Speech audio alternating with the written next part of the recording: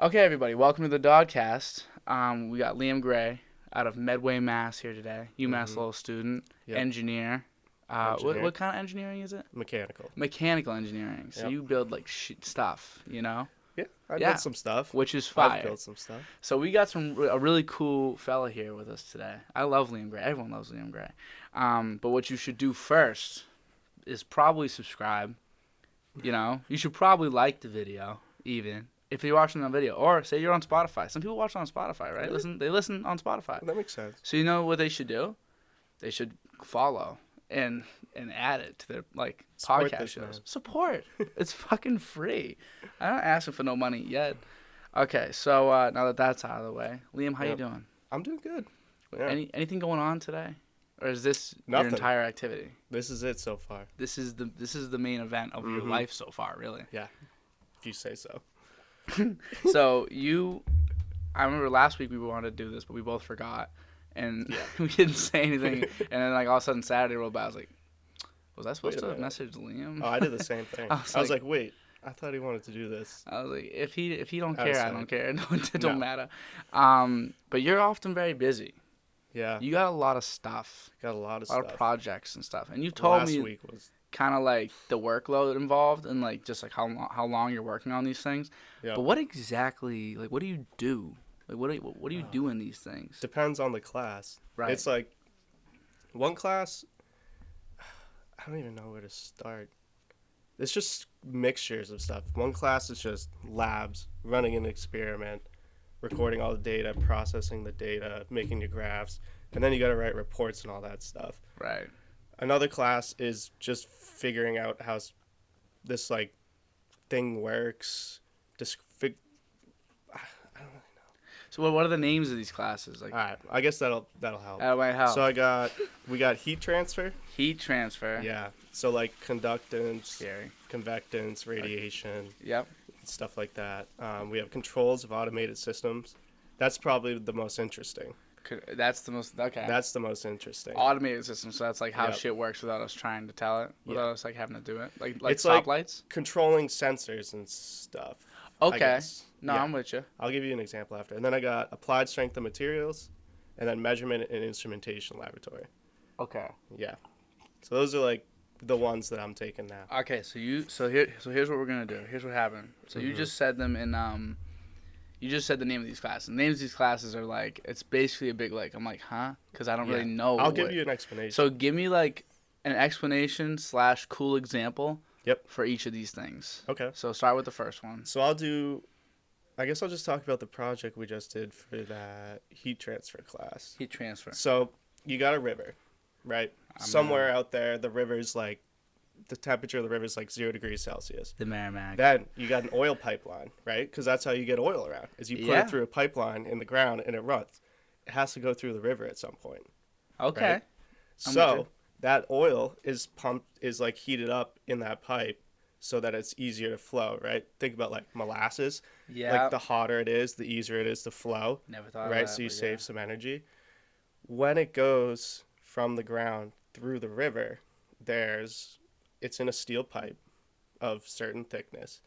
And the whole project and in the class, you can calculate the difference in temperature from when it enters the river to when it leaves, and the total amount of energy in watts that leaves the oil. Really? So how much energy the oil gives to the water, or the water in heat. takes from the oil Through the pipe. And then you can calculate what temperature it enters the water and what temperature it is when it leaves the river. So it's useful. So they give you the distance. It sounds simple, and there's It doesn't sound simple at all. It sounds wildly but it's useful. Intricate. It's useful because you got to know. You're gonna be if it's gonna drop 5 degrees over this length of the river, I got to pump it in at a higher temperature, because if it's too low, then it's it's gonna get close to being a solid, more viscous. Right. And then it's not gonna go. And then so there's probably, I assume, a good balance of because if you have to heat these things, right? Mm-hmm. That costs money and energy too. Yeah. It's all about money in the end. Yeah. Because we want to save money, which is typically means you're saving energy. And just energy efficiency in general. Yeah, energy That's efficiency. something. We've had ethics discussions in that class about that. Okay, see, that's another good topic. Yeah. Because just energy efficiency in general is a pretty Mm-hmm. That's something we all know about. But this Yeah. is interesting. I like to learn this stuff because engineering is very cool to me. It's something that I Mm-hmm. definitely might have done had I not been a business guy. I'm It's totally a business guy it's for sure. very interesting. There's definitely was like the first few years, like freshman, sophomore, you weren't really doing engineering. It was like just giving you the skills of Yeah. getting there. You take all the math classes there are to take, your gen eds, Hmm. everything, and then they ease you into like the beginner actual mechanical engineering courses. And then these courses right now, it's like everything from all those classes have come together to let us solve like that and the other problems we do in the other classes. It all builds on itself. So they gave you like a distance, a Mm-hmm. volume of the water, the pressure against the pipe, because that matters, right? I We assume. actually could just exclude that and we only cared about the temperature. Oh, And that's it was that's nice. it's called convective heat transfer. So the water Wait, flows. convex isn't co- that means So you have a like into fluid. it? Convective is like fluid flowing across the surface and taking it away. Really? So think about when you blow a fan on your skin Okay. and your skin feels cooler. That's because the heat that's just standing there is getting pulled away by the air, and the air is a fluid. Oh So it's wow. the same thing with the water. The surface of the pipe is, or like the oil is like hotter than the water. So when the water flows over it, it picks up some of that heat and takes it away. Wow. You know, Wow.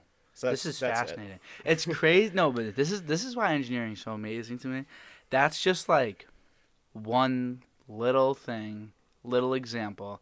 Not little. It's obviously Mm-hmm. but that's the thing. It's in every city. You Yep. need that. Mm-hmm. Any city, especially near like rivers and stuff like that. That's something that's very common, but it's also such a small piece of the puzzle when it comes to engineering.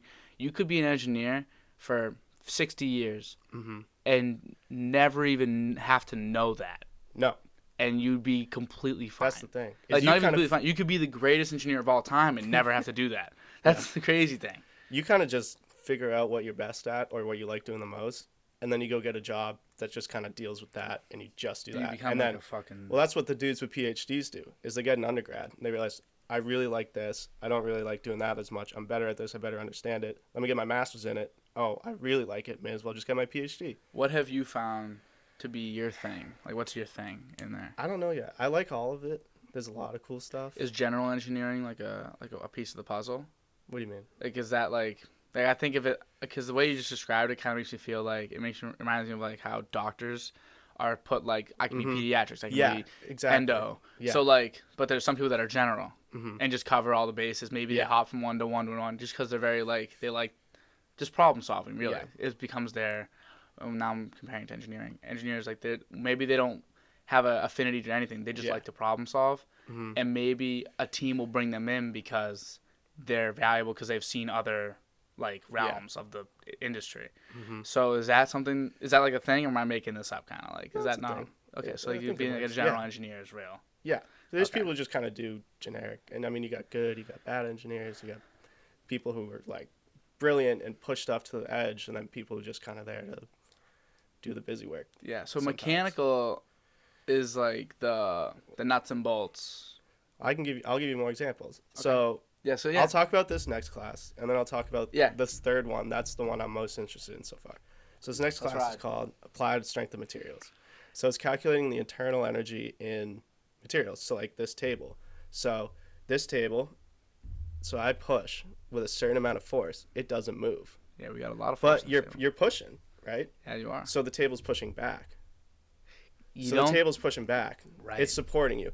So there's the geometry, the height, the length, the thickness, what the material's made out of, like whatever. And you can calculate how much energy is inside the table because you pushed on it. Because the table has to push back, so then it's bending this way. It wants to shear. So like if you put enough force, eventually, it would. Some things would like shear Okay. or like buckle. We just learned about buckling. Yeah. So like pushing down on like a column, and it instead of it just cracking off It like just- a piece of styrofoam, Yeah. it just bends and like compresses and just buckles. Mhm. So we're learning about that stuff. So it's cool. So we just did a project, same thing last week. That's why it's so fresh in the mind. So it was like a LOL Ninja Warrior thing, and it was basically you have a support coming out of a wall, Mhm. and then you have another support with a cross beam, and there's a ring, and you have a contestant who's hanging on the ring, And you Okay. knew the lengths, you knew how thick in diameter, you knew the shapes and material strength and everything.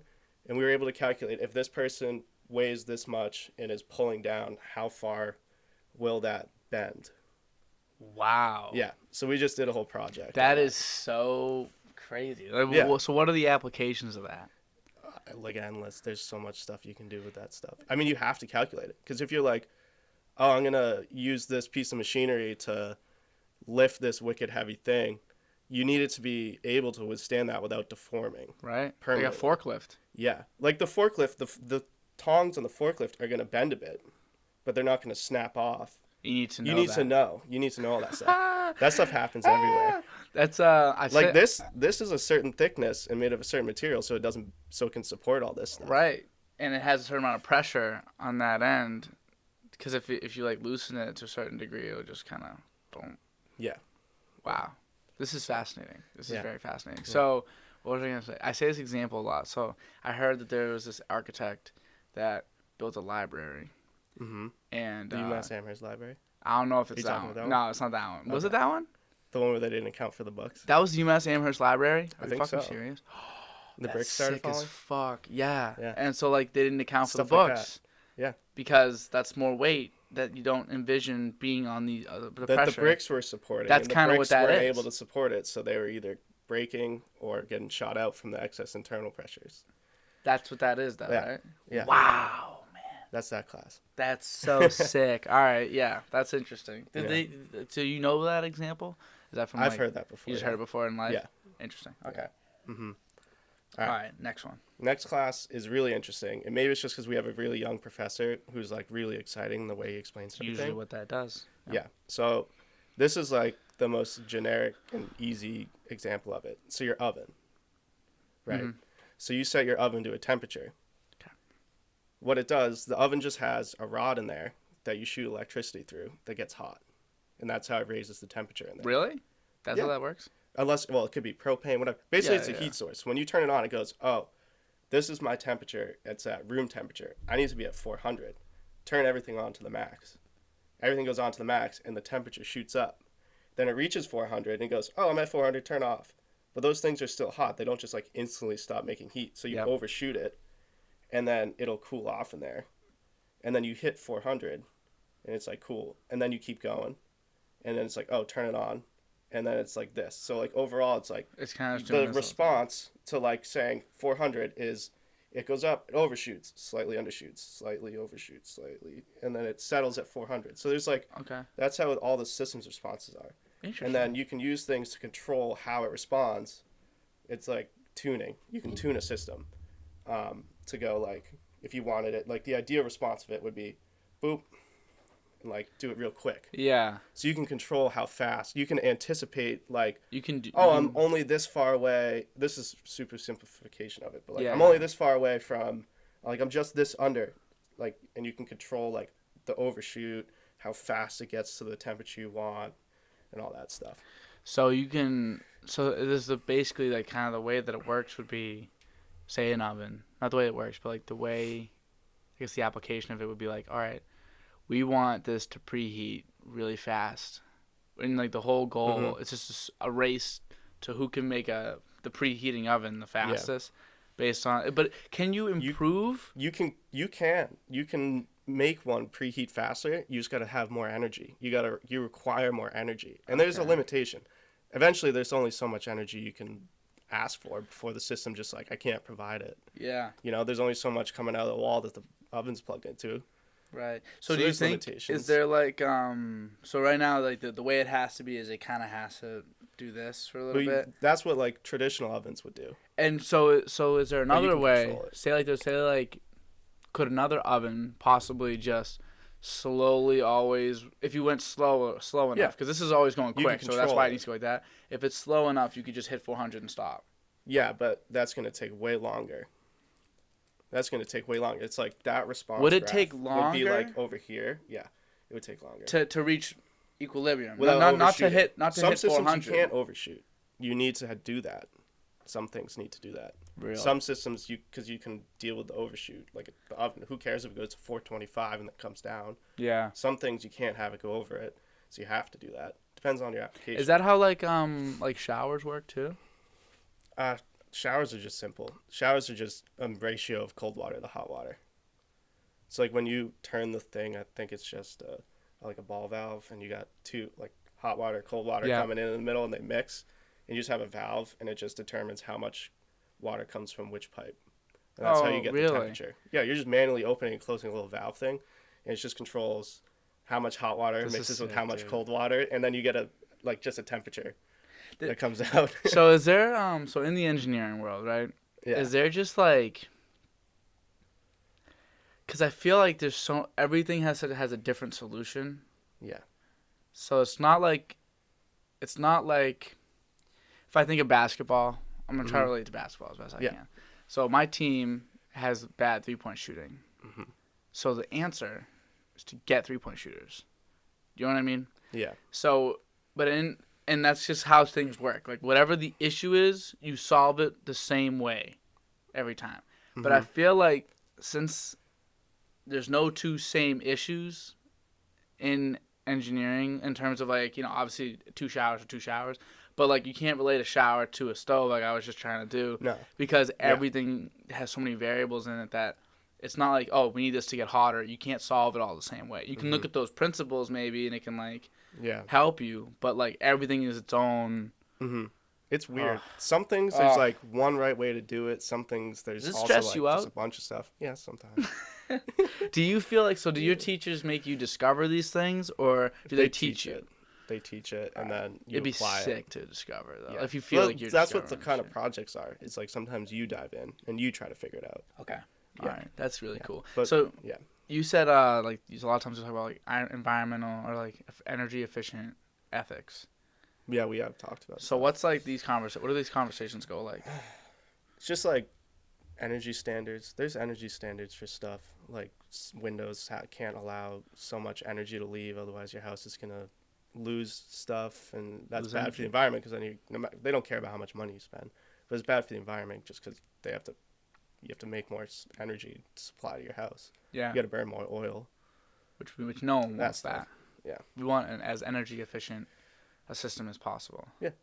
So I heard, I don't know how much you know about this, but like I saw with my class, some kid presented about this. Apple is trying to get to like a carbon neutral by 2030. Hmm. And I guess they've like improved by like 70% of their carbon emissions in pretty the cool. past like 7 years, something Mhm. like that, 10 years. And they want to get to carbon neutral. Yeah. So is that like actually feasible? I feel like that like Uh-huh. doesn't make sense to me. How could you not? It just means that the amount of emissions you make, you also like clean pollutants out from the environment, I think. Okay. So I think like I don't really know exactly. I haven't looked into it, but I know I've heard like Costa Rica is carbon neutral. Really? I think Costa Rica is. I could be totally wrong, and it's something Okay. else completely different. All right. But I'm pretty sure I saw that like Costa Rica has been no carbon emission, at least in their like energy production Interesting. So sectors, because they have like those rivers and the waterfalls, right, so they can right, harvest energy right, from right, those. right. I was just gonna Yeah. kind of ask that, like, Yeah. so how could they do that? Yeah. So you engineering, obviously. Why would you choose engineering? Is there like a story or like a thing that you looked at when you were a kid and you were like, how does this work? I guess it just always did. I always asked that. I always wondered it. I really liked physics in high school. I had a good Mm. physics teacher, and that was my favorite class. Physics is cool, actually. Yeah. I was So that was my second option for a major, physics. and that's why I chose mechanical because I felt like it was the engineering that was most closely related to physics, and I felt I didn't want to like if you get physics as a degree, you kind of feel like I felt like at that time in high school that you'd then have to go get your PhD and then be a professor and teach it. Yeah. I didn't want to do that. I was Yeah, like, no. I want to work a job. I want to do something that I can like make stuff, and that's engineering. Yeah. So So that's why I chose that. do you feel like okay, this is a little more of a little digging a little bit deeper. So Yeah. so with these classes, or just like what you've learned over time, do you feel like it kind of has changed the way I know engineers think differently than the rest of the human civilization because it's true, they really do, and I think everything kind of has a little variation. Like every field is a little different. Like my Yeah, field, like definitely. marketing, I think a little differently than everybody else, but I think engineers is a very eye-opening. It's like a third eye type of thing. If you see the world that way, like you look at these things, you kind of like you like know how this shit works. Yeah. Whereas like I'm just trusting that like y'all got it figured out. So I feel like with that in mind, and also just the engineering and scientific mind, like that, like everything needs to be proven. Has that like impacted the way you think like daily? Is that like impacted the way you are? I think so. Yeah. Do you have I any, just like, feel like I can ask different questions I didn't know I could ask now. Like I in what can way? ask, be like, oh, how does that work? Now I can wonder about things I didn't used to know I could wonder about. Right. I guess that's a way of trying to say it. And I can also look at something and be like, I now know how that works. That's cool. Yeah. That makes sense why that does that. Is it like so you don't like? Cause I know when I walk around, sometimes like I'm looking around right here right now. We're in the basement. This and everything's open to us. We can see all this shit. Yeah.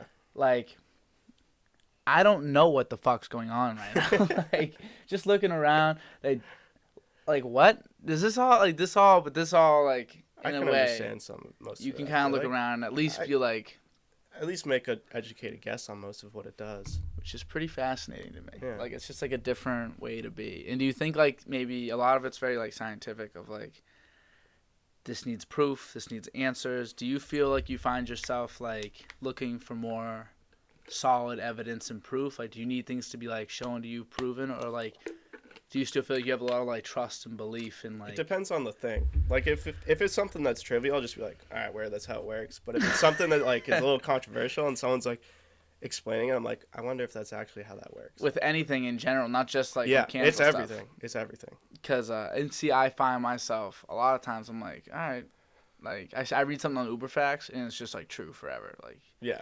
and that's just the way I think now from now to the end of time. Mm-hmm. I take a lot of things face value. You Yeah. know, the only things that I see differently now are ads. Mm-hmm. Like I see ads a little weird. I Yeah. see Yep. like any marketing at all, any like your hat right now. I've been looking at it. Yeah. So it's Landry's Bicycles, right? Mm-hmm. And that's a branded hat. And your shirt, Snowbird's Snowbird. branded shirt. Yeah. And I just see these things a little different now. Yep. And I wonder, like sometimes I look at like my white shirt. There's no like all the branding's on the inside, Mm-hmm. which is a little confusing to me because I'm like, if it's Your like, brand, why wouldn't you want to? why show wouldn't it you off? want even just like a little thing on the sleeve, like Yep. a little like one of those little tags, you know what I'm talking about, like the ones that could just go on the edge. Put like Hanes on it or whatever. Yeah. And that's so this Someone's is like, oh, that's a nice shirt. I like how it looks. right, but you What's the never brand? know. And So you just for look at me, their too. I like your hat. I like your shirt. Like Yep. especially the hat. I like the hat a lot. It's Thanks. cool. So like, so for me, I like how they put their logo right on it, and it just Yeah. makes sense to me. But this is the stuff I think about, Mm-hmm. which again, probably most people don't. Whereas you, it's like more with like how things work. Yeah. That's so cool to me. Yeah. That's very, very cool. So honestly, I have a really bad but good segue at the same time. Cool. So golf. Golf. We golf. We golf. You golf a lot. You golfed a lot You this do summer. too. I've been getting. I did better this summer than I ever usually do. Yeah. But so you just started. Mm-hmm. That is a very mental game. Very. I'd say like 90%. Mm-hmm. Like, because honestly, if you just like had any normal human strength, but had like the mental ability to just hit it straight, Mm-hmm. you could take your putter and go out there and do better than some other people. Like just putting it. Yeah. Or as I was saying, just throwing it. Like if we had the Yeah. accuracy, you could literally like throw a decent round. Mm-hmm. So that's why I feel like it's very mental. It's that's the biggest part of it. And It's just not messing in your own head. so do you feel like you're kind of looking at it from like an engineering perspective in any sense, or are you really just going out there to golf and I'm just going out to have fun. Honestly, it's just fun. So I golf. I like it. Why did you start golfing? I golfed when I was a kid, Mm. and then Ethan and I've always liked it when I was a kid. Yeah. And I just kind of forgot about it for a long time, and then Ethan and Henry were like, "Yo, come to the driving range." I was like, they had to convince me. I couldn't even hit the ball off the tee, and I was like, "Oh yeah, this is a lot of fun. I'll keep trying at this. It's a new thing to do." Couldn't even hit it, and I was like, "This is great." Well, I couldn't at first, and then I kind of figured it out a little bit more. Once you start striping some, Yeah, that's what it was. you It know, was like, oh, I hit that straight. That was a lot of fun. yeah, for I me, should try. like, And then I went home and I was like, oh, Dad, can I just try your old clubs? And he was like, sure. And then I just kept going and doing it. It was something else to do, especially while we were just working. yeah, right, So. over the summer. I'm thinking like when I like, there's different frontiers you kind of have to reach to rekindle the interest. Like I remember I first got decent. Like you get like, or at least I got first became able to play, and that was fun for me. Like I could, Yeah. you know, you're old enough, you can carry your bag, you can go and pay, you can go with some friends, you can like, you feel you can actually like move the ball. Like he's not just hitting it like 150 like when I was a kid. That's what like the first frontier is. I can actually hit this driver. I can That too. I can play a whole game. You know, I can play a whole. But then like the next piece is like you get decent, you get pretty good, like average, and you start hitting like you think of something and then you can do it. Yeah. Because like a lot of times that confidence ain't there for a lot of people. And then the next frontier for me has been like now I'm starting to put a little bit of curve on some shots. Yeah. And I'm starting to like try some things. Like I'm hitting the club a little different in different areas, and like it's been fucking me a little bit, but at least I can. It's like something to try, something to get better at. Yeah. And I'm like, and then you just keep hitting these frontiers. Like then one day I'll be like around 80 golf, and I'm like, oh, now my new frontier is trying to get 70. Like how can I play as smart as I But possibly that's can? like normal. And then you're like a year ago, like 100 was normal. Yeah. You like redefine what's normal for yourself. Which is really cool. It's a really cool progression. You can like really, it's like very tangible. You can like very much see it. Like I always say that I feel like I got better at basketball as soon as I graduated high school. Yeah. But like I don't know. Like I mean, there's no like because you haven't played. I haven't played, and if I go shoot around, like I can feel like I'm shooting better, but I can't tell. I really can't. Like it's not like golf. Like I know what I was shooting last year. I know what I shoot this year. Yeah. How do you compare like how I played last year? Because there's stats, but at the same time there's not. Yeah. So I just that's the thing that makes golf really cool. Plus you can play it till you're forever. You know. Yeah. You can That's play, like, your whole also life. the big appeal to it. Is it something you can just work on for the rest of your life? It's pretty cool. I wonder if you did apply some of that engineering brain into it. If you could like really don't know. like science your way into being a good golfer. I think it's just natural. I think it's how you can move your body. That's also true. Yeah. You can be really smart. You don't know how to swing a club.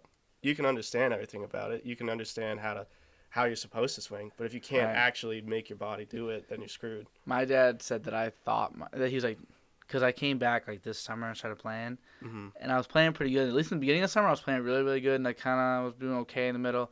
And now this past time we went, I was playing awful, but like just moving, still just playing. I thought my season was over, so it was fun to play.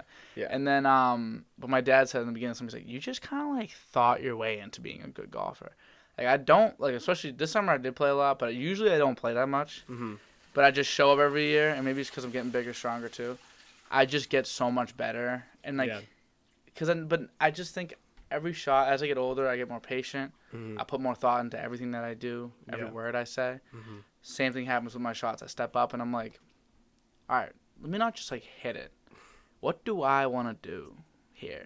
Do I want to bring it right to the hole? Do I want to put it like 20 feet away? Do I want to get it in front? Should I lay up? All this stuff. Like you kind of have like more of a thought process as you get older. Yeah. Do you feel like you're getting older? I do. You I do feel older. wiser? Yeah. Smarter? Yeah. A little bit more like an adult? Mature. Mature. That's I'd the say word. that. That's a good one. Yeah. I don't know. I feel like, do you feel like the people around you, can you notice like people becoming more mature?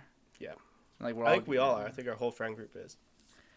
Are you a little nervous for like the next step? Like becoming like we're almost done. I don't know what to do. Yeah. Well, I mean, I have an extra semester committed here, so I'm kind of nervous that I'm going to have to do that and just be alone here. Well, me and Henry will be here. But it'll be me and Henry. You guys will all be gone. Yeah, doing your own things. But, yeah. So, yeah, what will that be like? I don't know yet. It's a problem for the spring. Yeah. No, but I want to go back about the mature thing. Because, like, every single person in our friend group has done internships. I mean, we're all seniors. Yeah. So has gone through the majority of at least 3/4 of the college experience, which the entirety of the beginning of your life leads you to. True. Everyone's working jobs, whether it's clinical, co-ops, internships, just a summer job, research on campus. Everyone's doing it. Everyone's there, building the resumes, gaining experience and knowledge. Compared to like freshman year, Right. freshman year I feel like we were all just like little kids who like barely had scratched the surface of the real world. Now I feel like we've gotten part of the way into the real world and gotten ourselves ready to actually go. Yeah, not even like at the doorstep, like full blown, like taking a step in. You know what I mean? Mm-hmm. That's really interesting. How much do you find yourself observing other people in comparison to like taking care of yourself. What do you mean? Like So- comparing what? Like Not even how other people comparing. act, how they like deal with their schedules or like jobs. Like just like in general, like general thought about others versus thought about yourself. I don't know. Like whatever that I don't thought really may be. compare You don't have to myself. compare. Yeah. I mean, I guess just observe. Just be like, oh, that's cool. They're doing that. That's awesome. I ask them questions about it, same way you're asking questions to me. Yeah. Like, oh, how'd that go? How do you like it? Yeah. You know, I find myself frequently observing. I Yeah, do too. I think I like that- to ask people questions and see how they're feeling about things because I want to know if they're like excited. Yeah. And a lot of them are, Yeah, and it's but also nervous. And that's why you ask because you have the same feeling. So I guess you do compare yourself a bit. Like, I do. Yeah, you compare and you're like, I'm in the same boat as them.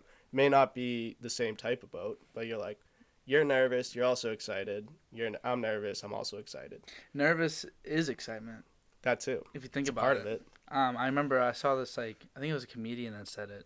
He said like before you get on stage, he said it was like this crippling anxiety, and he was like, especially in the beginning, and his heart was like beating, and he was like really nervous and like he didn't know what to do, and he felt like he was gonna get up there and bomb, and everyone was gonna yell at him, and then he'd get up, and then he'd do amazing. And he said it was the most exhilarating feeling in his life.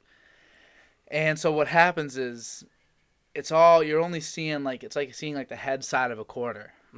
Like you can only see one side at a time, you know. So you're No, that's looking a at good way. the nerves. It's Yeah. all nerves, it's all heads.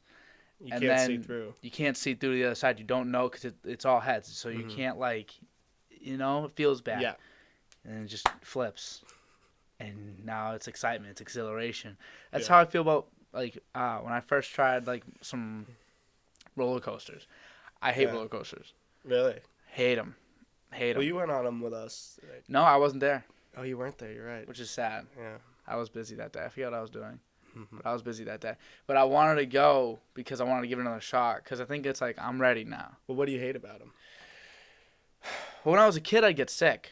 You got sick on them? So it was like I had Like no the choice. motion sickness? Motion sickness. So I had no choice. Like, I couldn't enjoy it. You know what that is? What is it? It's the fluid in your ear getting all jumbled around. So what makes me so stupid? Like why?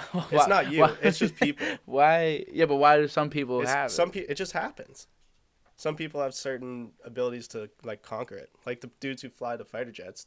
This is some You bullshit. hear like the G-lock and all that, or like they get all dizzy, Yeah. disoriented. Yeah. That's just because the way you figure out what's up and down is there's just a little sack of fluid in your ears, and because gravity's pulling it down, it knows which way. But then when you flip it and you undergo G's and stuff, it gets mushed around, and then it's like when you spin, is like that fluid spinning in your ear, and then you Yeah. get spinny. Yeah, see, It's like the same that's thing. It's just it happens. Like my girlfriend has it. She has the motion sickness. yeah, but that's some She it's gets some that. bullshit though. Like you know, like it's just like I feel like it's holding me back.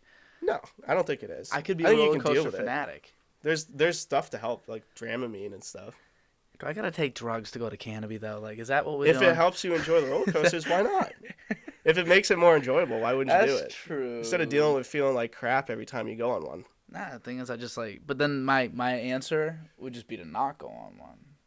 Well, if you want to go on one, I do. why wouldn't you take a little Well, pill that I helps want to you? give it another shot. I'm hoping that like when I was younger, maybe like things were different, and now like I'm older. What is it, every 7 years your entire body's different, right? Like all your cells die and grow Yeah. back.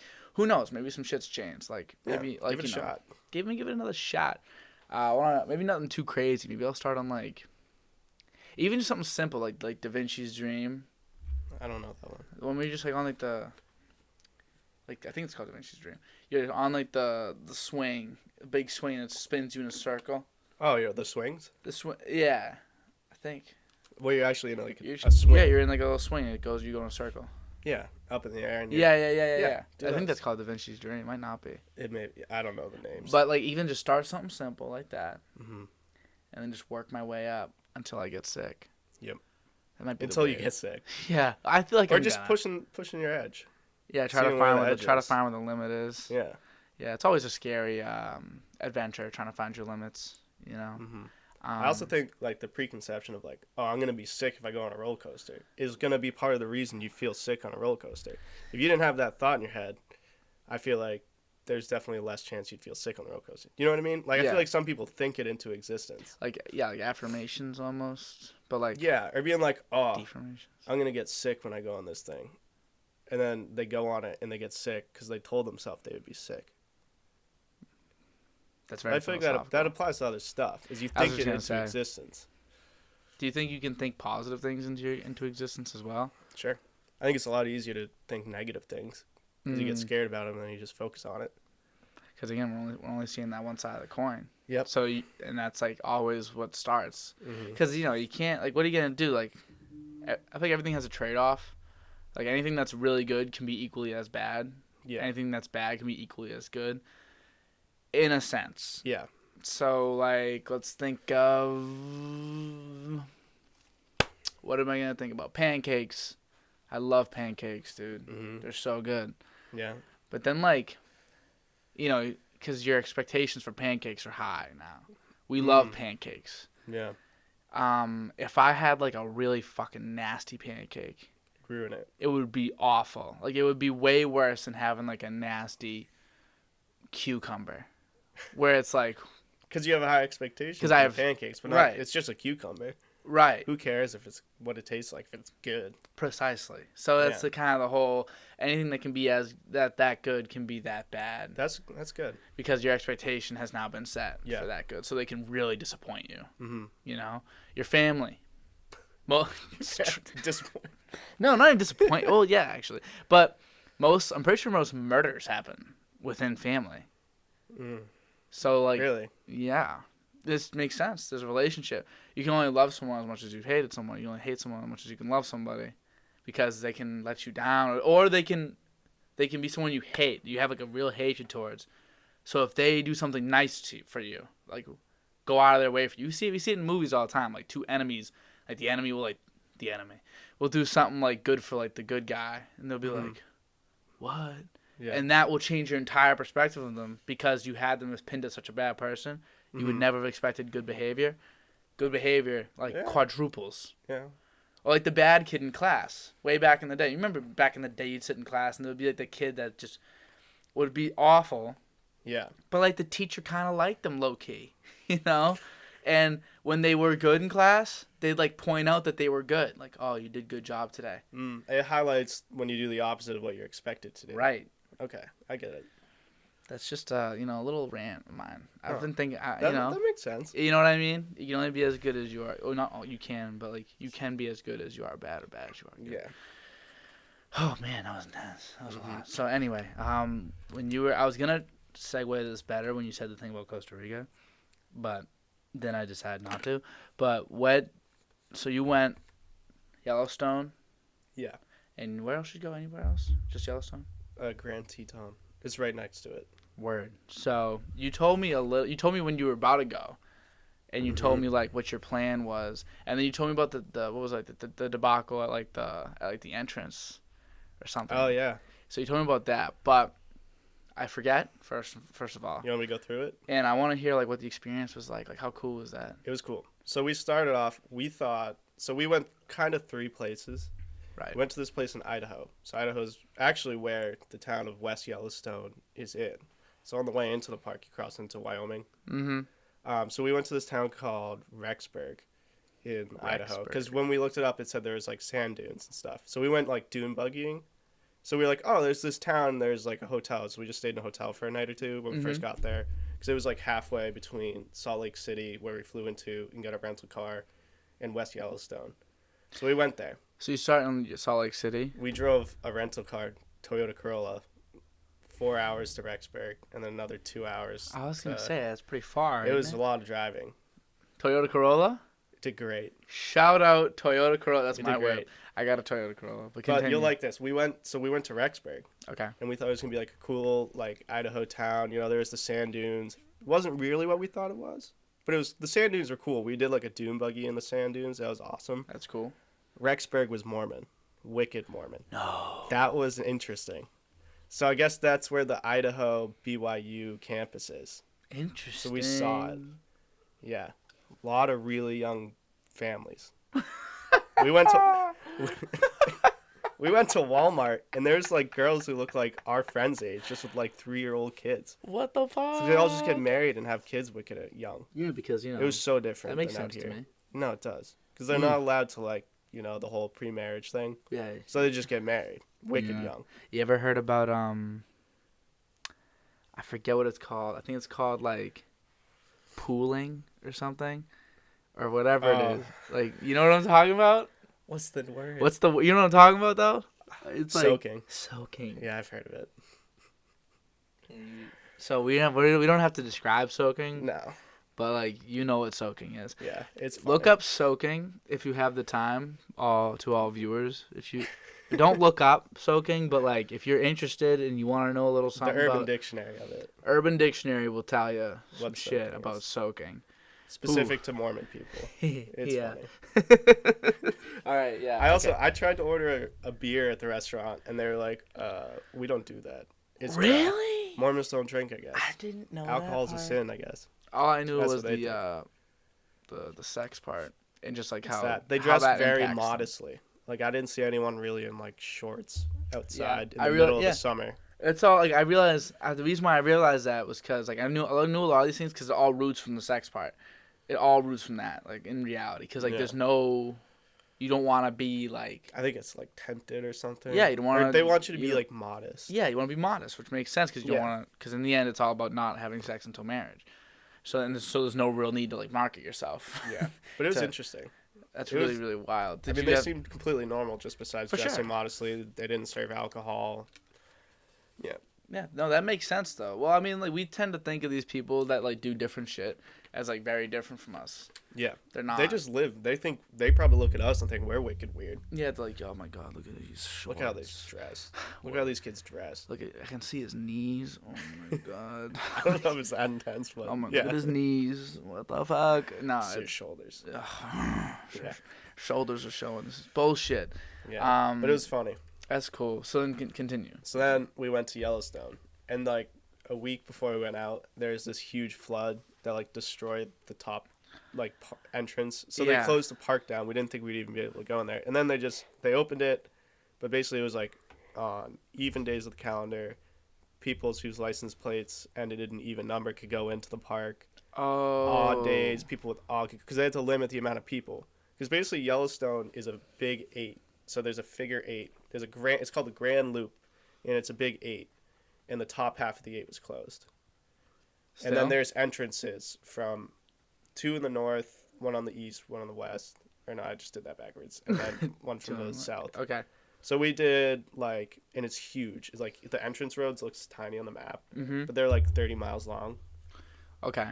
So 30 miles They're wicked long. entrance. The entrance roads.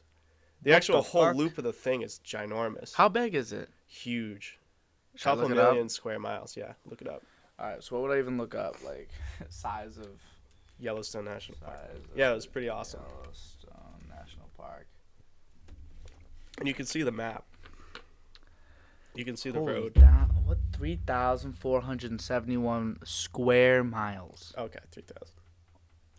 What Yeah, the- and it's 3,000 miles across the U.S. 2,221,000 acres, Yeah, I was trying to say acre. Yeah, acres. 2 which million makes acres. it larger than Rhode Island and Delaware combined. Yeah. That is some bullshit. This is crazy. It's huge. I didn't And you know can't it was even that get to most big. of the places because it's just for the wildlife. That's the whole point of it. It's The only completely reason we can go in conserved. there is so we can look at it. But the whole point of it is just to Wow. keep it exactly how it was. So that's Wyoming, And Montana. It goes into Montana too. but that's all Wyoming got to offer, right? No, we. Oh, Well, is that there's where Grand Red- Teton right. National Park right below it, yeah, and those yeah, are yeah. gorgeous. So Those were super pretty. So you went into So we did. Basically, we went. So we could only see the bottom loop. So we went in from the west which is entrance. still more than you could ever even gauge in a. Yeah, and there's just pull-off spots along the roads. So it's like you pull off and you go see Grand Prismatic Spring, which you could look up a picture of. It's super pretty. I'm doing it. And you just pull off the roads to all these tourist destinations because that's what they did. Is it was just a wagon road, and they just determined this is the path to go see all the cool stuff. But then to get really deep, you start doing like the hikes in to like go hike this mountain, and that's when you see like all the wildlife in there. Wow. We saw everything anyways from the road. This is beautiful. But yeah, we did like the bottom half of the loop one day, and then the second day we were allowed in, we did the top part, and then went all the way down the south and drove to Jackson, Wyoming. So why is it so pretty here? Is it It's just just because? the Rockies. Is it because the it hasn't mountains. been touched? Yeah. So you know what's really sad to me though? Like, it used to all be like this shit. Yeah. Like all throughout the whole country. Mm-hmm. That's fucking. That's That's why sad. the national parks thing is so important. This is Like this is Roosevelt did that. incredible. That was all Roosevelt. Yo, Roosevelt was that fucking dude. He was that guy. Yeah. It really looked like They this. talked about him a lot in all the museums and stuff in there. Because he was their guy. Yeah. Wow. So it really had these colors. Yeah. Wow. Yo, look this up. Look up Grand Prismatic Spring. If you guys haven't seen it, I don't know if I've seen this. There's before. a hike to the lookout that we did. This is That's beautiful. like the above, and then you can go right next to it on those boardwalks. Did you go above? And the boardwalks. You went to both, so you're like Yeah. right there, kind of. It's right next to you. You literally just park Wow. it You in got a parking lot pictures, and dude? you walk. You must so have taken many. pictures. Yeah. That is incredible, bro. Wow. That's really, really cool. I love shit like that. I really do. It's like I don't realize I love it until I see it. I think that's everybody, though. And it's like, you go to New Hampshire and it's really pretty, and like the mountains feel big and you do a hike, but it's nothing compared to what it's like out there. I think the mountains are probably, I don't know if they're younger or not, but they're just way taller. Yeah. So much bigger. Makes sense. I mean, And they're a lot more huge. rocky. Like, Yeah. like all of the ones in like New Hampshire and stuff are just feel like they're covered in forest and covered in trees until you get above the tree line, but it's still like just vegetation everywhere. High key, everybody should just like vacate Wyoming, and we should just make that like the spot for like nature. Like, Well, that's why there's barely any people live there. They just love living out there on the land. But Yeah. actually, doesn't Kanye got like a bunch of yes, acres out he there? has a ranch. That's what I was gonna say. So there's Teton County. So Wait. the Tetons. Okay. If the Tetons are this stretch of these wicked pointy mountains of like 5 or 7 peaks, and then there's just flat plains leading up to them. There used to be like a giant river, Wow. and there's just ranches on those plains of like multi-million-dollar real estate, and it's just I forget what it was, but Teton County, like that area Mm-hmm. in like Jackson, Wyoming, is like the most expensive place to live in the U.S. Really? Yeah, I think if you look it up, it's like some fact. It's like the most expensive, or like people worth the most amount of money. What is it, Teton? Look up Teton County. Oh shit, Teton And County. it's just because of the views of those mountains. Mountains. I'm just gonna look at mountains. I just want to see what we're talking. Is it spelled Titan? No, Oh. Teton. Titan. Teton. Teton. Mhm. Teton. Okay, okay, here we go. Hold up. Oh wow. Oh wow. Mm-hmm. Whoa, that's beautiful. Yeah. And so like these ranches are like super expensive. So expensive. So like let me look up Teton Multi-million-dollar ranches. County. Ranch price. This might help, you know. Yeah. How much would this cost? Whoa! Average price of land listings and ranches for sale here is $7 million. Yeah. Wow. Very, Whoa, very whoa, whoa. expensive. So is this where Ye is at? I think he's somewhere out there. Is he? I don't know exactly. Let me look at where in Wyoming does Kanye have a ranch? Maybe he sold the ranch though. He needs the guap nowadays. Near Cody. I don't know where that is. Oh, that's right there. That's right next to it. Nearly 4,000 acre Cody's the ranch. town next to Jackson. Oh wow, it's no longer on the market. Oh wow, Yeezy Campus. That's what it's called. But yeah, it's out there. That's sick as fuck.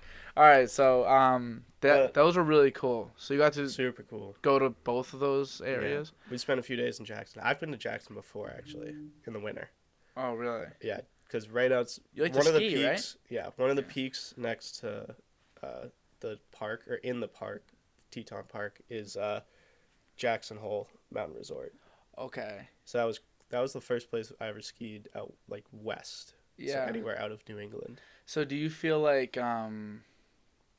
so you've been there? Where else have you been? Snowbird and Alta Okay. was my next one, and then Park City. All right. So do you find yourself like liking these places more than here? Like, would you move out? Would you leave? That's why I went in the summer. You'd That's probably. why I wanted to see what it was like in the summer. I mean, I would live there. I just don't think I could actually permanently live there. Yeah. It would be really fun. Yeah. But yeah, in terms of skiing, those places are like 10 times magnitude better than anything on the East Coast here. I can imagine. Yeah. Like the East Coast is like icy, but out there it's just powder. It's just yeah. they get dumped on. They get a ridiculous amount of snow. Like when we went to Jackson, they had a record-breaking season. They got over 1,000 inches of snow that year. What the fuck? What? Yeah, yeah. It snowed, and then when we went here to Snowbird, it snowed 4 feet in the 3 days we were there. Really? It didn't stop. It stopped snowing one day, and then it snowed the entire rest of the day. Wow. And you know what they have to do to open up those mountains because there's such high avalanche risk? What? Bombs. What? Yeah, that's how the entire day you're skiing. They close. Like there's so much snow, it's such a high avalanche risk. They have to cause the avalanches when they know no one's there, so it doesn't happen when people are skiing it. Because people skiing can cause those avalanches. Because there's so many and like so much action and all that. It's just so steep, and then the snow is like soft above like the hard pack layer. Like the snow, it snows, and then it like melts in the sun. So they it gets just nuke packed the down, bitch. and then it's hard, and then it's just like a slippery surface. So eventually, if there's too much snow and it's too steep a slope, any little thing, someone skiing across it causes that whole face to just slide. Wow.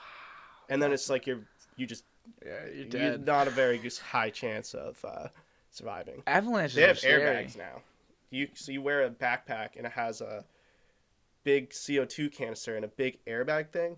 And if you get in a slide, they call them slides. You pull it and it's like this big airbag and it floats you to the top because the avalanche acts like water. It acts like a liquid when it's sliding. Really? Yeah. Does it?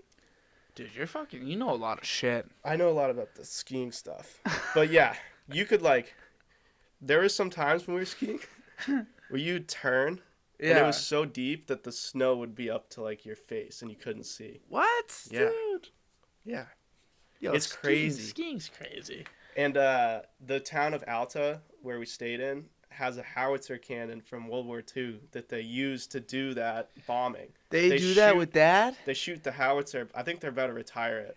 Oh. But they shoot the howitzer over the town, and the shells explode, and that causes the avalanche to occur on like the spots they know are avalanche prone. What the So like fuck? 4 a.m, they actually locked us in our house because it was called Interlodge because there's such a high risk of an avalanche coming and hitting the house. All the houses are shaped so their roofs are like snow plows against where it would slide from, so it would just slide off and not destroy the house. But they lock you inside because it's too dangerous. You don't know when there's going to be an avalanche. And then at like 5 a.m, it looks like lightning, and you hear the bombs. And it's just them shooting a howitzer cannon at like predestined, like in the dark, like predestined coordinates. They know is gonna hit this face, the hit this face, and then you go ski it, and they're like, all right, this zone's closed, this zone's closed, this zone's closed, and because of the bombs. No, because they haven't bombed it yet. You can ski where they bombed. Can you see like the impacts? Yeah, it looks like just like a bunch of like a bomb went off. Looks like a bunch of like black and gray stuff in this snow and a huge crater. It looks like a crater on the moon. That is amazing. And it's really easy to see because it's like snow's wicked white. But then you're skiing and it's snowing and you can't see because the visibility's bad. And then out of nowhere, you feel it in your chest, this huge compression, and you're like, oh, they're bombing right over that ridge. They're bombing that zone.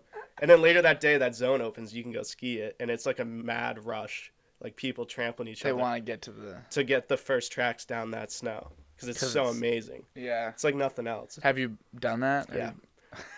We were on the chairlift at Snowbird. And it was the Little Cloud Zone. It was what it was called. Yeah. It was at the top right of the resort. And we were with my aunt and uncle and like my brothers. And some dude in the line was like, they're about to open it. Patrol's about to open it. And there's this line. And then as we're like getting to the top of the lift, there's just like 70 people waiting, and the patrol opens the line, and it's a mad rush. And like on the chairlift, it's like this huge giant bowl of snow, and you see it's like a waterfall. It's like the first guy goes and just jumps in, the next guy jumps in next to him, and it's like just a waterfall of skiers going down trying to get the first tracks. Wow. And we just went, and like dudes were falling, like my cousin fell, and like people just push you out of the way. They're like, get out of my way. Yeah, they want the first go. And we did like 5 laps. Is it like that much better? to go on like the first go, or is it just like is it like now like kind of like a thing? Yeah, you feel like you're floating. It's like, it's really fun. Yeah, dude. I was never a big I haven't skier. felt like a feeling of like weightlessness like that until you go. It's so fun. That's what everyone chases. That's why everyone goes out there. That's why half the people who ski out there live there. So many ski bums. Yeah, ski bums. Yeah, ski Yeah. bums. They just work all summer long doing shit jobs, working as servers, working whatever fire patrols in the summers. Yeah. So they have money to just spend and ski every single day. Wow. That's fascinating. We met a I was gonna handful say, of them. one They're day pretty funny. you're gonna be a skier in the winter, and then you're gonna be a golfer in the summer. Yeah. And that'll be all you do all day. How nice would that be? That'd be a dream. My dad's he just retired from like the finance industry. Wow. And so he taught me how to ski and everything. So I've been skiing since I was like 4. Yeah. Right. He and all my aunts and uncles, like he has 4 other siblings, all of them ski raced. Oh, I haven't told you all this. No. Okay, I'll get into it. They all ski raced. So Like we go to Waterville like Valley. They ski race like. Race. My Really? uncle was on the U.S. team for a little bit. What? I'll explain it. So I was like, it starts with my lost. grandparents All on right. my dad's side. This is a had family thing. friends who had a place in Waterville Valley. My grandparents loved it so much they bought a condo up there, Really? which way back then was like nothing.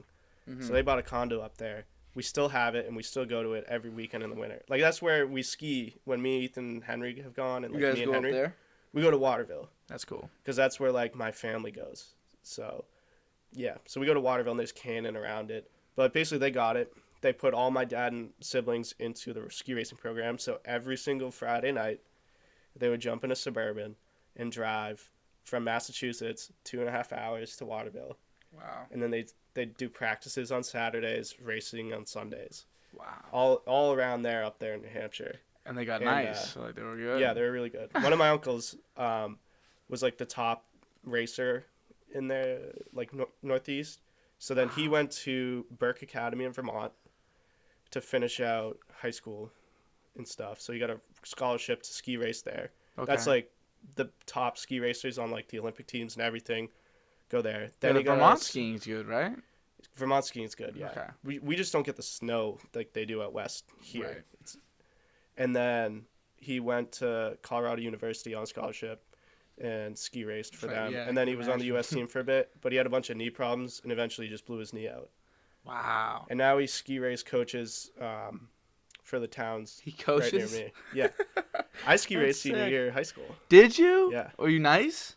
You must. I have been got good. way better than I thought I would. And it was really fun, and I wish I did it all of high school. Yeah, instead of just you would have senior been year. nasty. It's in your blood. My best placement was 27th. And out of 100, like how many? 200. 200. A lot of people. Wow. That was really good. I was like 3rd on my team, and I started off like not even like the top 7 ski racer times are your varsity. Yeah. I wasn't even varsity. Like first ski race I did, I like missed all the gates, and like got disqualified. Yeah. You get 2 runs a race. Yeah. I got DQ'd twice, That's probably crazy though. so I didn't get a time. What the was entire that first like race. though? It was so fun. So there's two It was types so of ski fun. racing. There's giant slalom and then there's slalom. You've probably seen videos. Probably. Giant definitely. slalom is like these double gates and you have to go in between them, Yeah, right? that's what I. But the feel like I think slalom is the about. one with the single gates that you punch.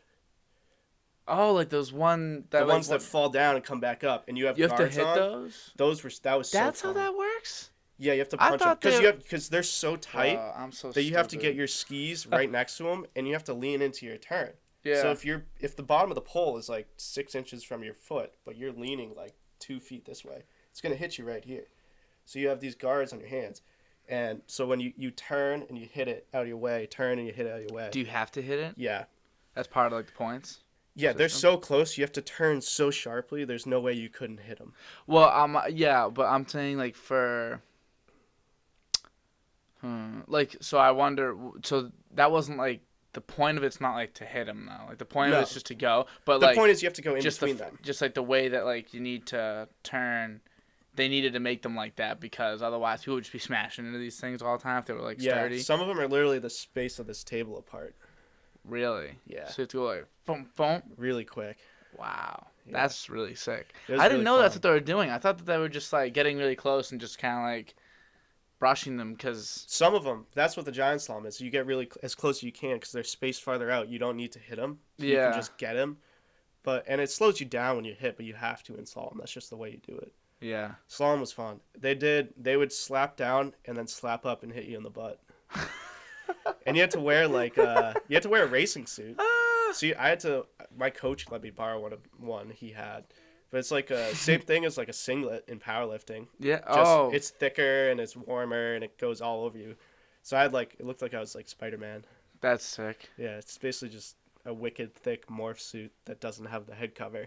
That is, dude. That is. I But feel it like, made it like because it was skin tight, just it was like pretty thick. So you were warming it, but then it would slap you in the butt and it would just sting. so skiing's like a big part of your life. Yeah.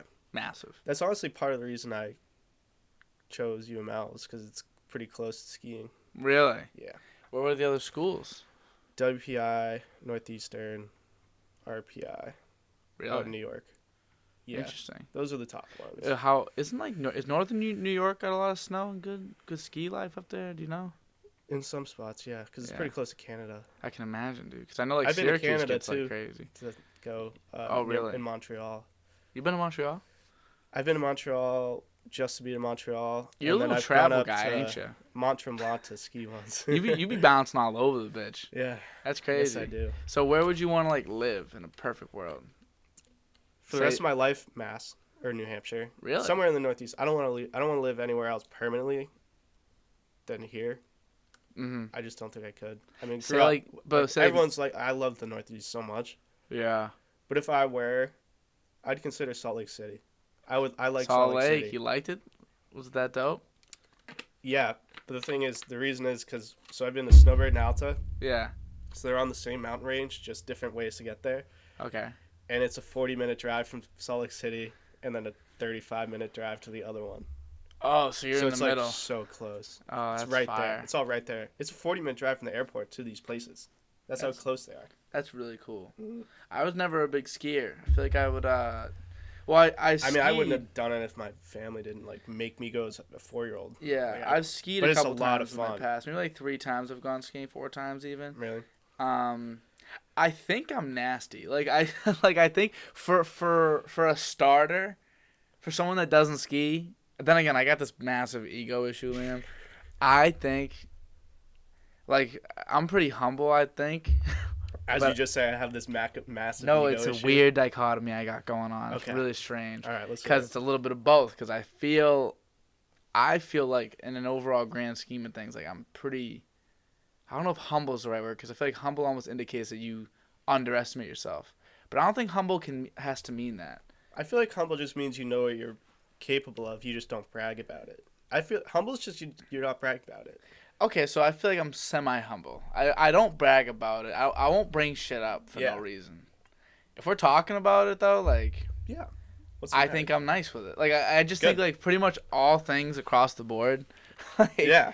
There's very That's few, a healthy thing to think. there's is to few think things you're that I'm good at like stuff. nah, that ain't me. Like there's not a Yeah, lot of same things here. that That's I'd me say with like that. basketball. I suck at basketball. But yeah, but like I don't understand how people could think like say like because I think of legit any sport I'm like I'd be alright. Like just throw me No, out that's there. true.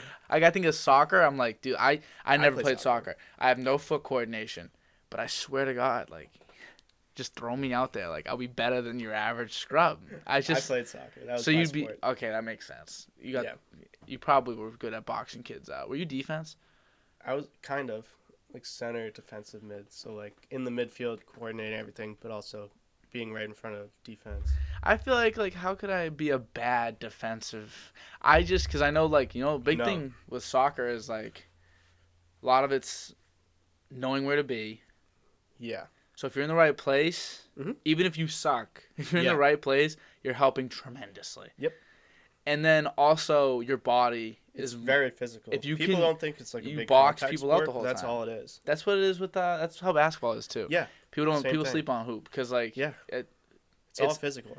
it's a I looked this up the other day. I was talking to Leanna about it. She was like, "Oh, can Mike play contact sports while he is because Mike has mono right now?" Yeah. He was like, "Can he play contact sports?" Because she needed someone extra for soccer. I was like, "Soccer's not contact technically." She said, no, it is. And we looked it up. So Yeah. technically soccer and basketball, they are contact sports. Yeah. What they're not is collision sports. Okay. Football's a collision sport. Football, hockey, Rugby. rugby, those things. They're Yeah. so that makes sense to me. That's a That good. does make I like sense. that distinction, because they are contact. Anybody trying to tell me that boxing? I do. I was a center in basketball. Okay. I box out these 6'7" Yeah. behemoths. If anyone tries to tell me that it ain't contact, get out of your fucking tree. I take charges too. You know how a charge works in basketball? I know. Take in the chest, you just get fucking destroyed. My youngest brother's really good at basketball. Is he? Yeah. Dude, bring him up. Tell him to come hoop with me. Yeah. That's awesome. I was but gonna here's say, the issue. He loves taking charges. So that's do like I. his role. Is he little? No. He's taller than me. Really? Yeah, he's like almost 6 foot now. Is he my height though? How tall are you? 6 feet. Yeah, probably. Because He's basketball. a senior in high school. Yeah, basketball. He's actually not playing this year because he wants to ski. Yeah. No, dude. I'm not losing him to skiing, am I? He chose. Zach. What's your brother's name? His name's Connor. Connor. And then I got another one, Aiden. Both younger? Yeah. So you're big, bro. I am. And cousin. So what's that everything. about? So What do you mean? What's that about? It's just the one born. No, I'm first. just saying. Because they call you little bro around here, Oh, I don't know. which is I stupid. think it's just because I'm shorter than most of you guys. Fuck that shit. First of all, I don't care at all. it's more. I think it's funny. I don't know. I think you're just like very like I don't know. You're just mad chill. And so it's just like little bro, like what's up, bro? But I never call you little bro. But It doesn't bother me. Just letting you know. yeah. But what's So you're an older brother. Yeah. I like looking at family like Dynamics. because I think it's Yeah. very interesting. So do you feel like? Because I wouldn't strike you. You don't strike me as an older brother for some reason. Really? I feel like middle. You strike me as like No. a middle child. Me and my brothers are very close. We're like Yeah. super close. So, like I don't like talk like once. So Aiden is a junior at Fairfield University. Okay. Connor is a senior in high school. He wants to go to Providence. So you're like the oldest. I am. I You also know. don't have any cousins who are older than me. So you're the I'm oldest in the whole family. Yeah. You're the first. I'm the first. What the fuck? Yeah. Does that have any type of burden? No. Do you feel at all like I'm I the don't leader, care. like I lead the way? I guess a little bit. Yeah. Sometimes. Yeah. Well, now that like they're all like in college, about to go to college, they all ask me. Like I had one of my cousins who lives in Vermont be like, ask me about engineering and stuff Yeah. and all that. So you kinda they have do to- ask me about stuff, but Yeah. most of them are just younger. Like most of them aren't even in high school yet. Yeah, I do a lot of really. Yeah, I got much younger ones. So you're kind of like my cousin Alex. I just had him on. Yeah. He's 7 years older than me. Okay. Yeah, he's first in the family though. He's our first, like Yeah. technically. So he's first in the family, and he's also the oldest, obviously, because Yeah. he's the first in the family. He's the oldest brother. And I didn't talk to him about it, but I was thinking about it because I was like, yo, like, I just know I'm so in the middle. In my cousin spectrum, I'm in the dead middle. Our family works like this. We have older cousins and younger cousins. Yep. Like There's a big gap. there's a gap, but in that gap is like where me and my cousin Devin lie, Yeah. and we just picked one because he's a little older than me, so he went over there and I went over here to the little Mhm. kids. So I'm technically when we make tables at weddings or something, I'm sitting with all the younger kids, Yeah.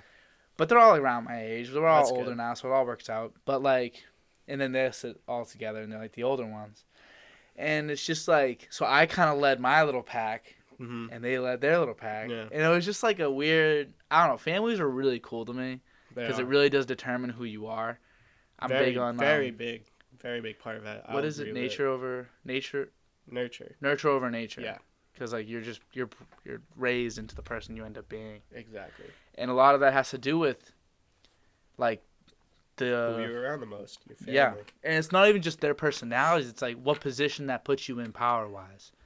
Like That's true. my sister is 5 years older than me. Mm-hmm. I only have one sister. She's 5 years older than me. Yeah. And she's also very mature though. So she grew up being mature. She wants to be a teacher when she was 5 years old. She ends up being a teacher. She's just one of those people. Good. Knows what she wants to be and was it. And so she always was like teaching me, like because Yeah. she wanted to be a teacher. She'd like line me up with her dolls and Yeah. teach me. And she'd always be like helping me. And she did everything first, like college and all that. So she helped me with that. So really, she was like a mom. Mm-hmm. You know, so that's gonna Yeah. make her a great mom. That's one good. day, and a great teacher because she had to basically help raise a Mhm. kid. Whereas me, it's like I had so much support my from whole everyone. life. From my dad does everything I need. Yeah. My mom and my sister mom, Yeah. they did everything for me. Mm-hmm. So when I'm not like taken care of, or if I'm not like, if people don't follow through, I like get fucking confused. Cause like to Yeah. me, whenever something was like supposed to happen, it happened. Like they always would take care of me, make sure things happen. So I have that little like, I don't understand not following through on things. Yeah. It doesn't make sense to me. So it's just like, I just think No, that I that's really understand cool. that. I Yeah. love that shit. I love that. Do you know any like parts of your life that you feel like have been directly impacted by being maybe the oldest or maybe one of your family dynamics? Anything? Yeah. I feel like I work very individually. Right. Like Right. I never really like would ask for help on like homework and stuff. And sometimes it comes to nips me in the butt. Like I forgot to do the FAFSA, and I just Right. didn't tell anyone, or I just didn't remember. Yeah. So like, my parents were like, oh, I kind of just assumed you knew. Yeah. Because you're just. And then I also, this summer I had someone hack into my bank account and take $6,000, No way. like Really? all the co-op money I made, and transferred it to another bank account. And so I was trying to figure it out, but my parents helped me, but at first they didn't really like give me that much because they were like busy working. Like, cause I called them, or I like came downstairs. I was home and I was like freaking out, and they're like, "All right, well you gotta relax. Like I'm working." And then they explained to me later. They're like, "Look, like I'm sorry. Like I didn't help you right away. I didn't really realize how big your situation was because we're so used to you just having everything figured out." They said. Because Hey. they're like, usually when you're a kid, you kind of just like did your stuff and didn't ask us for help, with, like homework or like signing up for stuff. You kind of just did it. So Yeah. they were like, that's why we didn't like jump on it with you right away Did as you intensely as we should. First, did you ever get it figured out? Oh yeah, I got all it back. Citizens Bank, Shout out Citizens Bank. so good. That's They were super nice. That's so I went in clutch. person. I didn't. Did you? Yeah, I tried calling on the phone and I just got put on like the wait list thing for like an hour. And I was like, screw that. Okay, So I just sure. called the actual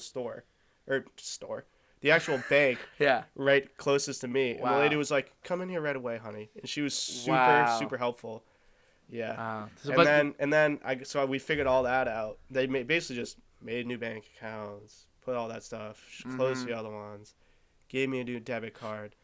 And then that weekend I came up here and I lost my wallet. Oh. So you need to get a new debit So I card. had to go back and get a new debit card and be Oh, like, so yeah, I like lost my that. debit card. And they were like, oh, you're having shit luck. They were so funny. That's awesome though. Yo, shout But out yeah, Citizens. Citizens Bank. Shout out Citizens dope. Bank. Those are some green cards, right? They're like, yeah, yeah. I they're know like a lot of local those. bank. They're not a huge bank. Really? They're only in the I use a Northeast. local bank too. I use a Brookline Bank.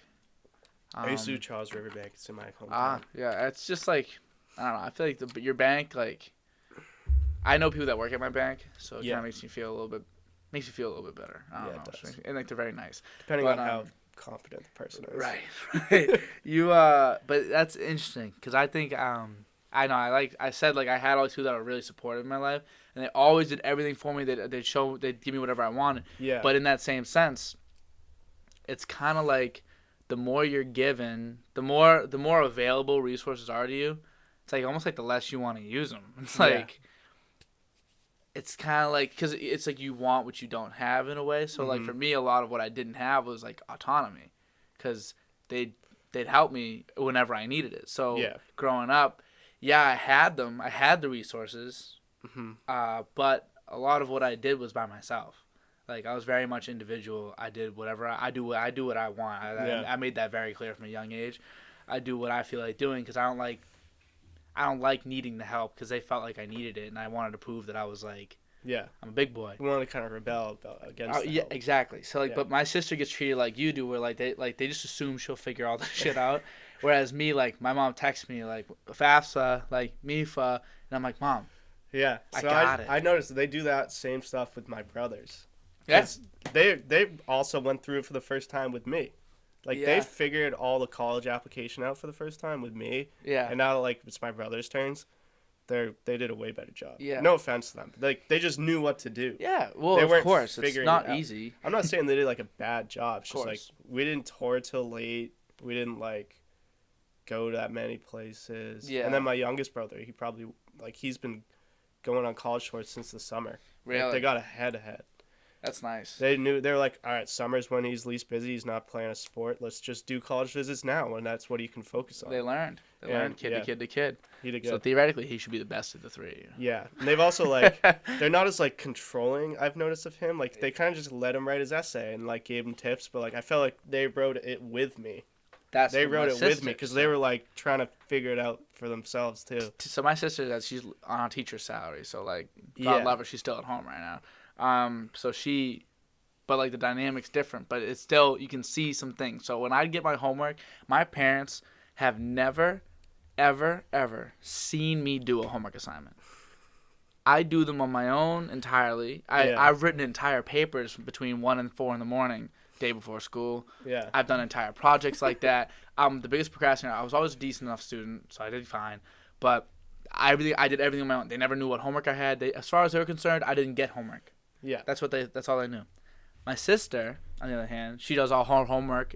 Even to this day, like the stuff she has to do for her classes, she goes right to the kitchen table because that's where she'd do her homework as a kid. She'd go to the kitchen table, she'd do all this stuff, and like my parents would walk in, they'd see her, they'd help her, maybe they'd ask her what's going on in her classes, how busy are you. Nowadays it's more like, what are the students like, like what are you doing right now. She's printing out like all name tags, and she's gonna do like a Halloween theme, whatever she's doing, all the work she does. It's crazy. She's up to like 8 like she's up to like 12 at night just doing work. Jeez. It's crazy. She's the best teacher in the world. I'm sure kids love her. They do. And so she like does all this cool stuff, but they see everything. Whereas with me, I was always like doing my shit mysterious. In secret. Like all of a sudden, secrecy. This is a good example. All of a sudden, I was like, I go up to my parents. I already had this shit all figured out with my podcast, like how I do it. I thought of the idea. It took me like a year and a half, 2 years to like actually want to really do it. And then I just tell my dad, I was like, hey, I'm ordering a table here, like. To the house when I first did it at the crib, and he was like, what do you mean? I was like, I'm going to start doing a podcast. And he was like, what? Like, you when did you start thinking about this? I was like, I don't know, like 2 years ago. And he was like, what? Why didn't you tell me? Yeah, it's all that, and it's it's really cool. It's really, really cool. I like family dynamics like that. I think it tells a lot about a person.